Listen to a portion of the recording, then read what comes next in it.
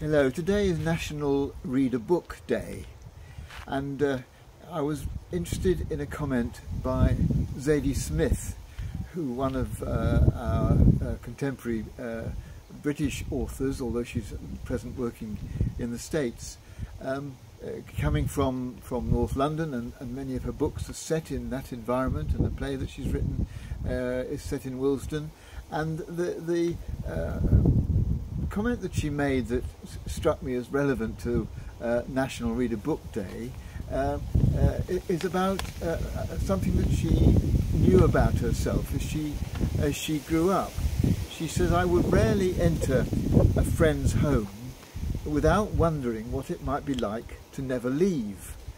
That is, what it would be like to be Polish or Ghanaian or Irish or Bengali, to be richer or poorer, to say these prayers or hold those politics. Above all, I wondered what it would be like to believe the sorts of things I didn't believe." In other words, even as a youngster, she was beginning to get the habit, which seemed to come quite naturally to her, of putting herself in somebody else's shoes. And of course, I think this is actually a very interesting thing to be able to do. It's helpful in terms of being understanding and loving and caring about people, but it's also a very interesting thing to do, just to try and imagine what life might be like for somebody in a different situation and with a different background to our own. But I think one of the beauties of reading is that it helps you to do this.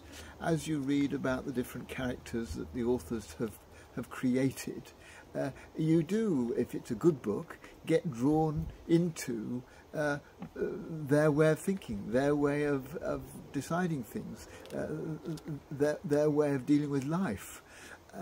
And it opens us up to experiencing life from a different perspective than the one that we have just from our own. And so I think this is one of the joys of reading.